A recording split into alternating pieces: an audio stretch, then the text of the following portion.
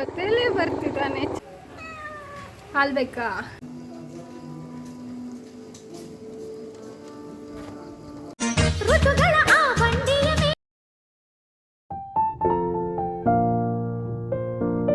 Hi friends, welcome to my new vlog. ಇವತ್ತು ಏನು ಮಾಡ್ತೀನಿ ಅಂತ ಗೊತ್ತಿಲ್ಲ. ಒಟ್ಟಿನಲ್ಲಿ ಹಾಗೆ ಏನೇನಾಗುತ್ತೋ ಎಲ್ಲದನ್ನು ವಿಡಿಯೋ ಮಾಡ್ಬೇಕು ಅಂದ್ಕೊಂಡಿದ್ದೀನಿ. ನೋಡೋಣ ಏನೇನಾಗುತ್ತೆ. ಸ್ವಲ್ಪ ನಡುವಿನಕೆರೆಗೆ ಹೋಗ್ಬೇಕಾಗಿತ್ತು, ಅದಕ್ಕೆ ಹೋಗ್ತಾ ಇದ್ದೀವಿ. ನಮ್ಮ ಜೊತೆಲೇ ಬರ್ತಿದ್ದಾನೆ ಚಂದ್ರ. ಚಂದ್ರ ಚಂದ್ರ ಚಂದ ಮಾಮ ಸಾಂಗ್ ಹೇಳು.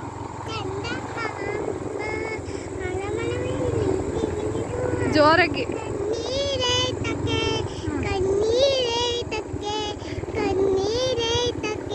ಆಮೇಲೆ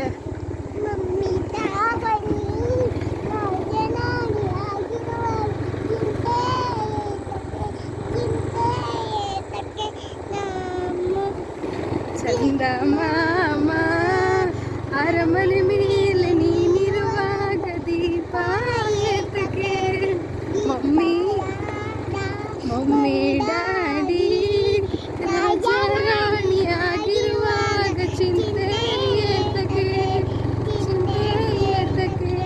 ಆಮೇಲೆ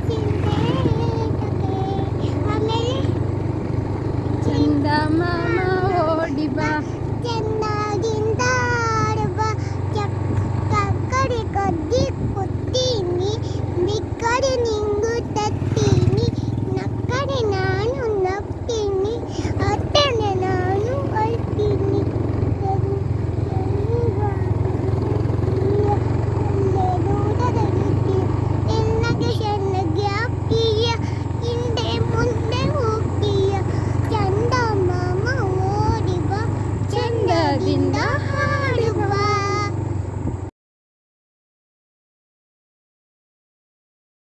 ಇದು ನಮ್ಮೂರ ಹತ್ರ ಇರೋ ಕಾಡಸಿದ್ದೇಶ್ವರ ಮಠ. ನೈಟ್ ವ್ಯೂ ಹೇಗಿರುತ್ತೆ ನೋಡಿ ದೇವಸ್ಥಾನದ್ದು, ಸೂಪರಾಗಿ ಕಾಣುತ್ತೆ ಮಾತ್ರ. ನಡುವಿನಕೆರೆಗೆ ಹೋಗಿ ಬರೋಷ್ಟೊತ್ತಿಗೆ ಟೈಮ್ ಆಗೋಗ್ಬಿಟ್ಟಿದೆ. ಬೇಗ ಅಡುಗೆ ಮಾಡೋಣ ಅಂತ ಹೇಳ್ಬಿಟ್ಟು ಬೇಳೆ ಸಾರು ಮಾಡಿಬಿಡೋಣ, ಹೆಂಗೂ ಬೇಗ ಆಗುತ್ತೆ ಅಂತ ಹೇಳ್ಬಿಟ್ಟು ಕುಕ್ಕರಲ್ಲಿ ನೀರಿಟ್ಟು ಬೇಳೆ ಬೇಯಕ್ಕೆ ಹಾಕಿದ್ದೀನಿ. ಬೇಳೆ ಸ್ವಲ್ಪ ಬೇಯ್ತಾ ಇದೆ ಅನ್ನಬೇಕಾದ್ರೆ ಹೆಚ್ಚಿರೋ ಈರುಳ್ಳಿ, ಒಂದೆಸಲು ಬೆಳ್ಳುಳ್ಳಿನ ನೀಟಾಗಿ ಬಿಡಿಸಿಟ್ಕೊಂಡಿದ್ದೀನಿ, ಅದನ್ನು ಹಾಕ್ಕೊಳ್ಳೋಣ.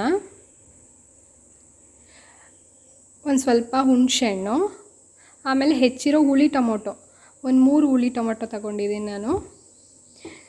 ಎಲ್ಲದನ್ನು ಹಾಕ್ಕೊಂಡು ಸ್ವಲ್ಪ ಜೀರಿಗೆ ಸೇರಿಸ್ಕೊಳ್ಳೋಣ.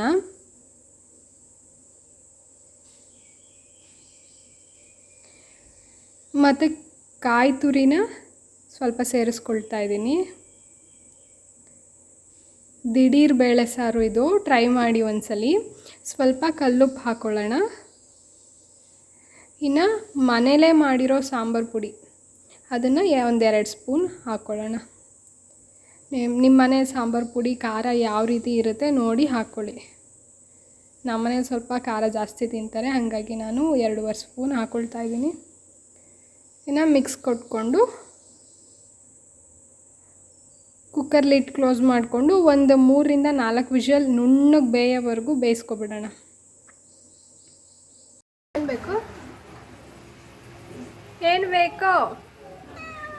ಹಾಲು ಬೇಕಾ? ಹಾಕೊಳ್ಳೋಣ. ಹಾಲು ಹಾಕ್ಬೇಕಾ? ನಿಂಗೇನು ಬೇಕೋ? ಚಿಟಣಿ ಚಿಟಣಿ ಏನು ಬೇಕು ನಿಂಗೆ? ಬರೀಲಿ.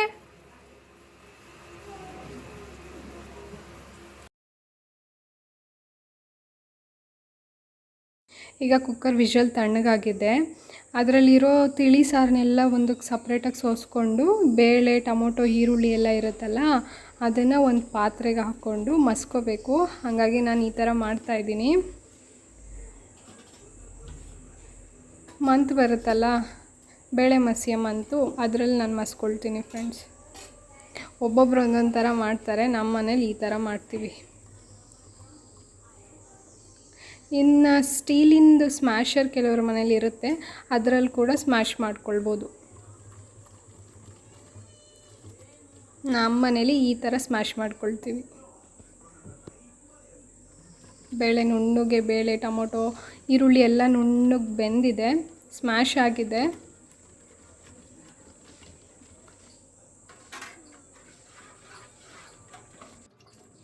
ಈಗ ಬೇಳೆ ನೀರು ಸಪ್ರೇಟ್ ಮಾಡಿರ್ತೀವಲ್ಲ, ಅದನ್ನು ಅದಕ್ಕೆ ಸೇರಿಸ್ಕೊಂಡು ಇನ್ನೊಂದು ಸ್ವಲ್ಪ ಬೇಯಿಸ್ಕೊಳ್ಳೋಣ.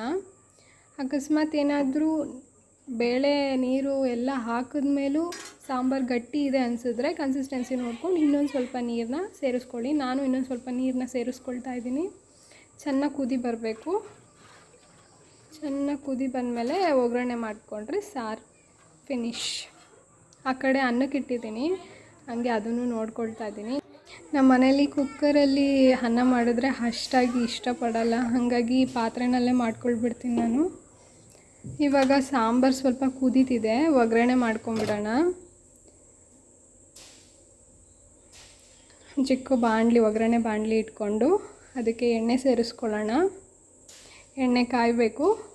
ಎಣ್ಣೆ ಕಾಯೋಷ್ಟೊತ್ತಿಗೆ ಜೀರಿಗೆ, ಸಾಸಿವೆ, ಕರ್ಬೇವಿನ ಸೊಪ್ಪು, ಒಣಮೆಣ್ಸಿನ್ಕಾಯಿ, ಬೆಳ್ಳುಳ್ಳಿ ಇಷ್ಟನ್ನು ರೆಡಿ ಮಾಡ್ಕೊಳ್ಳೋಣ. ಎಣ್ಣೆ ಕಾದಿದೆ,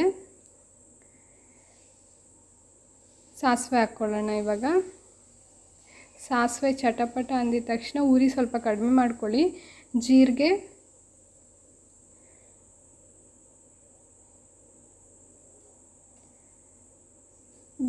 ಜಜ್ಜಿ ಇಟ್ಕೊಂಡಿರೋ ಬೆಳ್ಳುಳ್ಳಿ, ಕರ್ಬೇವಿನ ಸೊಪ್ಪು ಮತ್ತು ಒಣಮೆಣ್ಸಿನ್ಕಾಯಿ ಇಷ್ಟನ್ನು ಹಾಕಿ ಬಾಡಿಸ್ಕೊಳ್ಳೋಣ.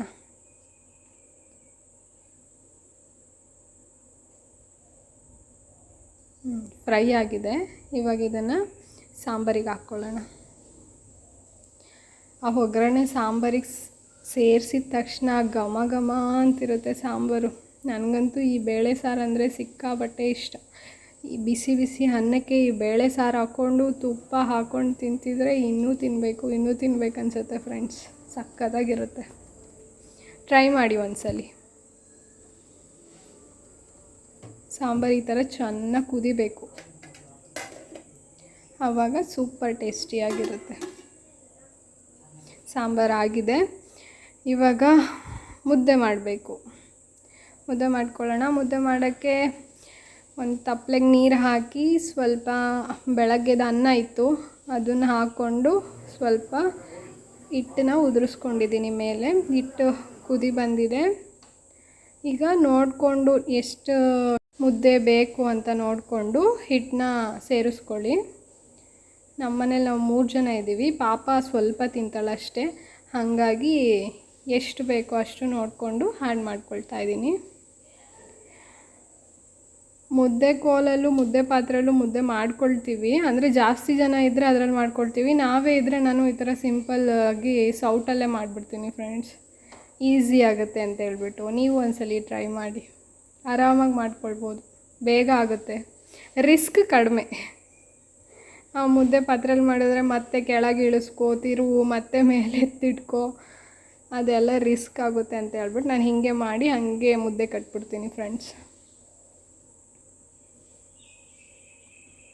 ಮಾತ್ರ ಏನಂದರೆ ಚೆನ್ನಾಗಿ ತಿರುಕೋಬೇಕು, ಗಂಟಾಗದೇ ಇರೋ ಥರ ನೋಡಿಕೊಂಡು. ಅದು ಬೇಯ್ತಾನೂ ಇರುತ್ತೆ, ಹಾಗೆ ಮಿಕ್ಸ್ ಆಗ್ತಾನೂ ಇರುತ್ತೆ, ಬೇಗ ಆಗುತ್ತೆ ಮುದ್ದೆ. ಚೆನ್ನಾಗಿ ಬೇಯಬೇಕು ಮುದ್ದೆ. ಬೆಂದಷ್ಟು ಟೇಸ್ಟು.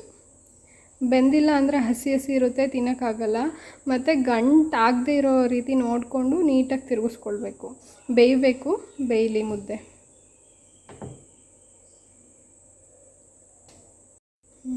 ಈ ಥರ ಲೈಟಾಗಿ ಹೊಗೆ ಬರ್ತಿದ್ರೆ ಬೆಂದಿದೆ ಮುದ್ದೆ ಅಂತ ಹೇಳ್ಬಿಟ್ಟು ಇನ್ನೊಂದು ಸ್ವಲ್ಪ ಮಿಕ್ಸ್ ಮಾಡ್ಕೊಳ್ಳೋಣ. ಮೇಲ್ಗಡೆದು ಕೆಳಗೆ, ಕೆಳಗಡೆದ ಮೇಲೆ, ಆ ಥರ ಇನ್ನೊಂದು ಸ್ವಲ್ಪ ಹೊತ್ತು ಬೇಯಲಿ ಫ್ರೆಂಡ್ಸ. ಬೇಯಬೇಕು ಚೆನ್ನಾಗಿ, ಎಲ್ಲ ಕಡೆನೂ ಮುದ್ದೆ ಚೆನ್ನಾಗಿ ಬೇಯಬೇಕು.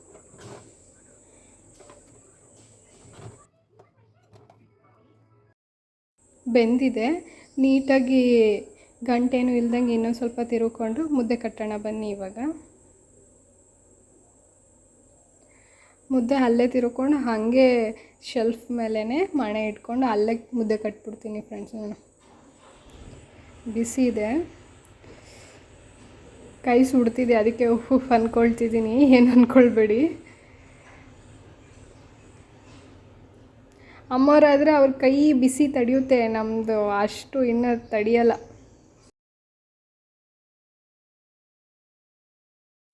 ಇಷ್ಟೇ ಫ್ರೆಂಡ್ಸ್, ಸಿಂಪಲ್. ಮುದ್ದೆ ಮಾಡ್ಕೊಳ್ಳೋದು ತುಂಬಾ ಈಸಿ.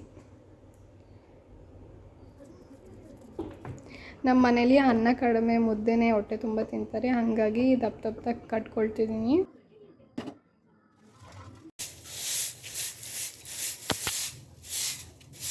ಏನೇ ವಿಡಿಯೋ ಕಂಪ್ಲೀಟ್ ಮಾಡೋಕ್ಕಾಗಲಿಲ್ಲ, ಹಾಗಾಗಿ ಮಾರ್ನಿಂಗ್ ವಿಡಿಯೋ ಕಂಟಿನ್ಯೂ ಮಾಡ್ತಾಯಿದ್ದೀನಿ. ಬೆಳಗ್ಗೆ ಎದ್ದು ಮನೆ ಮುಂದೆ ಕಸ ಗುಡಿಸ್ಕೊಳ್ತಾ ಇದ್ದೀನಿ. ಮನೆ ಬಾಗಿಲಿಗೆ ನೀರು ಹಾಕಿ ರಂಗೋಲಿ ಬಿಡಿಸೋಣ ಅಂತ ಹೇಳ್ಬಿಟ್ಟು. ನಮ್ಮ ಮನೆ ಮುಂದೆ ವ್ಯೂ ಈ ಥರ ಇರುತ್ತೆ ಫ್ರೆಂಡ್ಸ್.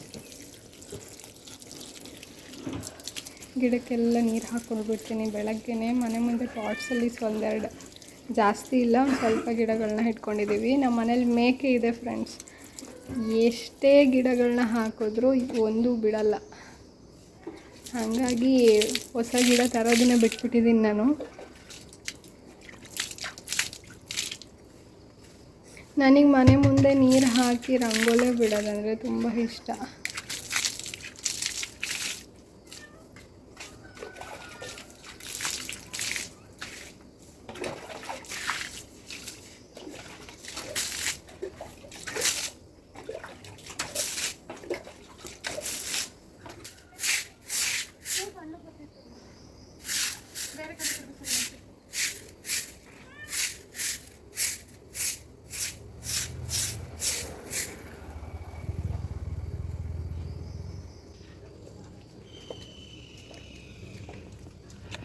ಹೊಸ್ಲು ಮುಂದೆ ಆ ಕಡೆ ಈ ಕಡೆ ಸಿಂಪಲ್ಲಾಗಿ ರಂಗೋಲಿ ಬಿಡಿಸ್ಕೊಳ್ತೀನಿ. ಇದೆಲ್ಲರಿಗೂ ಗೊತ್ತಿರುತ್ತೆ, ನಾರ್ಮಲ್. ಎಲ್ಲರ ಮನೆ ಮುಂದೆನೂ ಇದೇ ಥರ ಬಿಡಿಸ್ತಾರೆ, ನಾನು ಹಾಗೆ ಬಿಡಿಸ್ತಿದ್ದೀನಿ.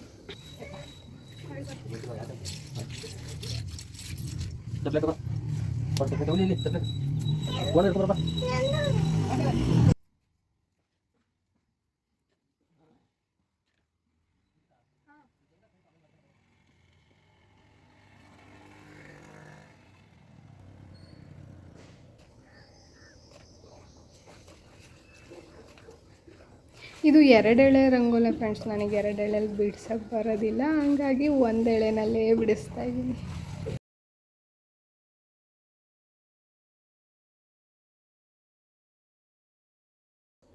ಇನ್ನು ಹಂಗೆ ಬಾಗಿಲಿಗೂ ಅರಿಶಿನ ಕುಂಕುಮ ಇಟ್ಕೊಬಿಡ್ತೀನಿ. ಆಮೇಲೆ ಅಂದರೆ ಇಟ್ಕೊಳಕ್ಕಾಗಲ್ಲ ಅಂತ ಹೇಳ್ಬಿಟ್ಟು ಪೂಜೆ ಮಾಡಬೇಕಲ್ಲ ಒಂದೇ ಸತಿ.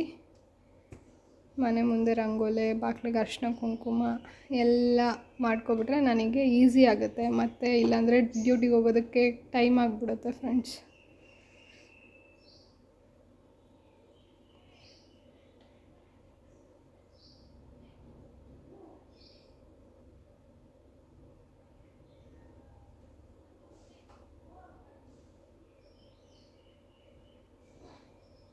ಬಾಗಿಲು ತೊಳೆದ್ಮೇಲೆ ಹಂಗೆ ತೋಟದ ಹತ್ರ ಪೈಪ್ ಕಟ್ಟೋಣ ಅಂತೇಳ್ಬಿಟ್ಟು ಹಬ್ಬದ ಜೊತೆ ನಾನು ಮತ್ತು ಪಾಪ ಇಬ್ಬರು ಹೋಗಿದ್ದೀವಿ.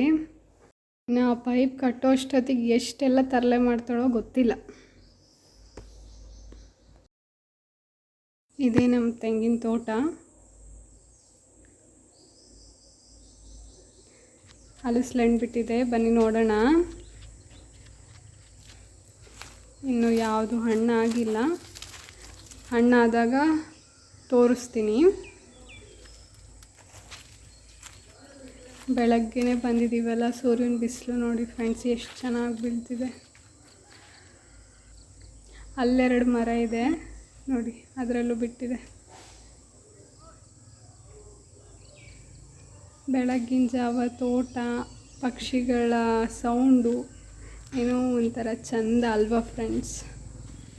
ನೋಡಿ, ಸಸಿಗಳು ನಾವು ಕಾಯಿ ಹಾಕಿ ಸಸಿ ಮಾಡಿರೋದಲ್ಲ.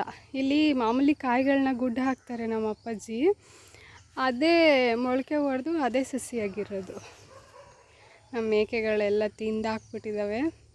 ದೊಡ್ಡದಾದಮೇಲೆ ಹೋಗಿರೋ ಗುಣಿಗಳಿಗೆ ಹಾಕಬೇಕು.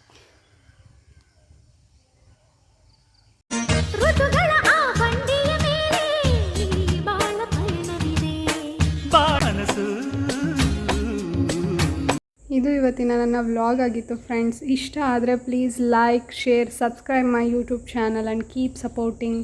ಬಾಯ್ ಬಾಯ್.